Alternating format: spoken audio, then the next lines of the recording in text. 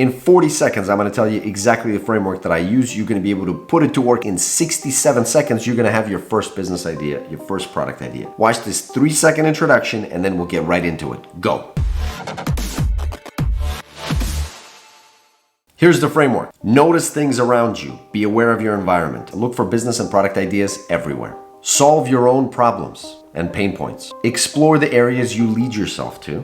Do something that's already done, but just do it a little bit faster, better, cheaper, or easier. Pay attention to problems in the world, big and small. There's tons of them. Start from the smaller ones. You don't need a unicorn or a startup. You just need a little problem to latch onto. A problem should either happen frequently or be very painful, or both. Think about systems that can solve problems and create an easy way to track new ideas that you get. Don't kill your ideas before they're formed, and don't worry if the idea has already been solved. If you want to know how I use these principles, stick around till the end of the video. Relax, sit down, take some notes. Let's figure out how to do this. My name is Alex. On this channel, we talk about product management, how to get into a PM career, how to improve your product skills. And I often encourage my viewers to go build stuff, go build side projects, side hustles, businesses, something interesting, solve interesting problems. And one of the questions I get often is, how do I actually come up with ideas? That's why this guide is going to be a practical way for you to come up with ideas. If you sit down for 10 minutes after this video, you should be able to come up with 10 or more ideas right in that time frame, if you haven't done this exercise in the past. If you're still struggling after this, let me know and I can break it down further. And we'll see if we can do some examples together. Step number 1 is, where do ideas come from? They come from problem areas, things that are difficult, things that are impossible, things that are hurting you, or things that you like. And you, I mean any person out there. Anytime you have a solution or a mitigation to any of these problems or difficulties or pain points, that's a potential project or business or product to work on. If you're using these projects to gain skills, experience, or to become a better candidate for other roles, you don't need these to actually be profitable. You just need to gain the skills by doing them, gain the experience by building the project, and be a more well-rounded product manager by building more stuff. The more stuff you build, the better you get.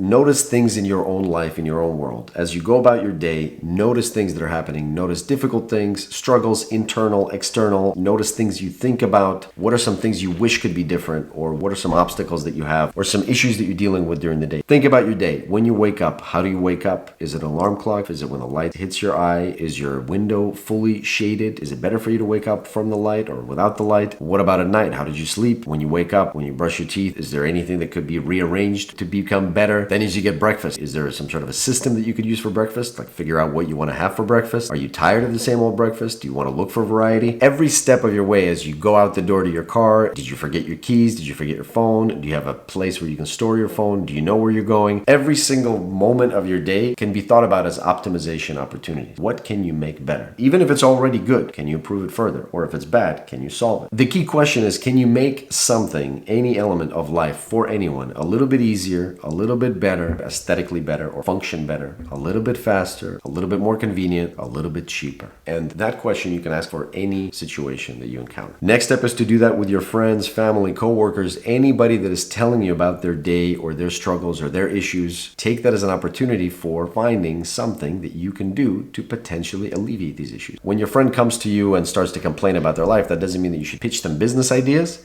but it does mean that you should listen and see if you can take any nuggets away from it. Notice things around you. Be aware of the environment. When you're in a new environment, in a new business, a restaurant or a gym or a pool or a vacation, whichever environment you're in, try to take a look at the different components of this environment, especially ones that you don't see on a regular basis in your day-to-day, and see if you can evaluate them. What is difficult there? What can be improved? Once you switch your mindset to start to think about that, it's going to start to catch on. An important point here is that you should have an easy way to store your ideas. You should have some place in your phone or a notebook. Let's face it, the phone is always with you, so just use your phone. But you need an easy way, one button, and a button that doesn't take you to some place like social media where you can go and get sidetracked. Notes or Evernote or tasks or whatever, somewhere where you just press a button and you have an empty page where you can just type in the idea and then you can close it and go away without getting sucked into some other social media nonsense. That's super important. We're going to lose 50, 60, 70% of our ideas, at least that's what happens to me, if I don't write it down immediately. I will forget it. Especially this happens if you come up with something like at night or before you go to sleep. You come up with an idea and you think, oh, I'll definitely remember it in the morning. And then you never remember it in the morning. Just write it down wherever you are. Did I mention to solve your own problems? Yeah, definitely do that. Anything you can solve for yourself will have the added benefit of delivering value to you immediately. A good way to do that is with systems. Can you add systems to any situation during your day where you're struggling or a part of your life where you're having issues, can you add some systems? Those systems could be products in on themselves. A system to organize your emails, maybe a system to use the phone less, some sort of a system for battling phone addiction, which we all have nowadays. Maybe a system of organization, your clothes, books, environment, a systematic way of thinking. If there's some process that you find yourself repeating often, could it be turned into some sort of a system which is going to make it more efficient for you, and then eventually other people might find it meaningful? I mean, even this video is a way to give people a framework for how to think about making business ideas. And without this framework, you're going to come up with less business ideas than if you use this framework. So this video is an example of a way to be useful, a way to build something with just a process. For side projects, start with smaller ones. If you're really putting together a project or a product just for experience or for a resume, don't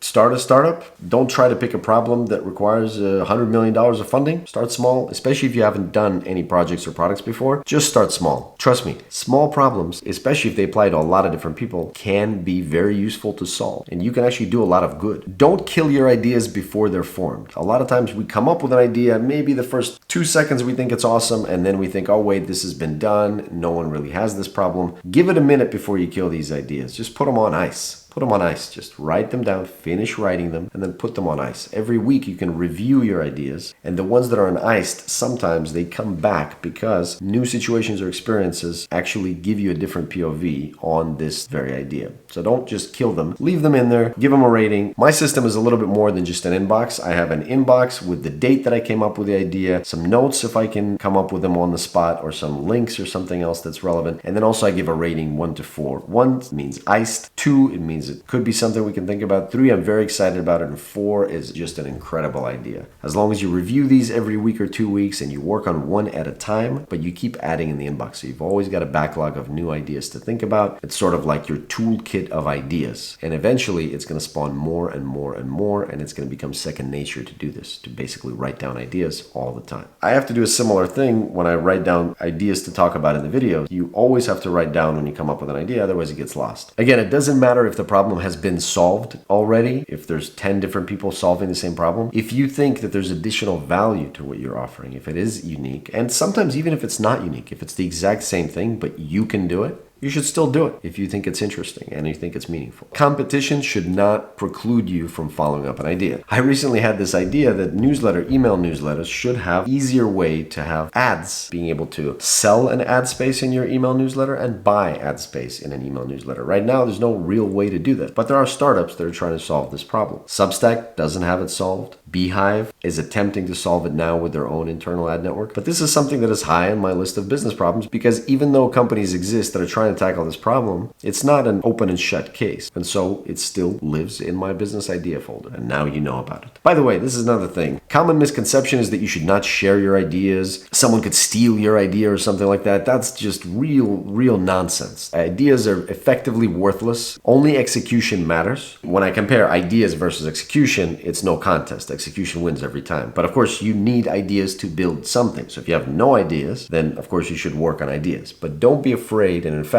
share your ideas with anyone that will listen. Trust me, no one is gonna wanna go and run off with your idea and build that thing. Don't worry about it. Share your ideas with everyone. At the worst case, you'll find someone else that is also interested in doing this idea. Maybe you could work together. But often that's not gonna happen. So don't worry. Ideas pale in importance to execution, which is how hard to actually do a thing. Deliver and build a product or company. If you like this video, make sure to smash the like button and subscribe to the channel if you haven't already. Also hit the little bell. It helps you to know when videos come out. I know you know about this. You like this video, you're watching till this point. So why don't you just hit the bell so that you know when more of my videos come out, and then you and I can be in touch. Also, subscribe to the Practical Product Management newsletter, link in the description below, so I can share my best product tips and tools with you via email. Thank you very much for watching. I'll see you next time. But I'm talking about anything, like, let me just look around here. There's a lot of stuff. Oh man, so many things, Whew, a lot of ideas, All right, but anyway, seriously,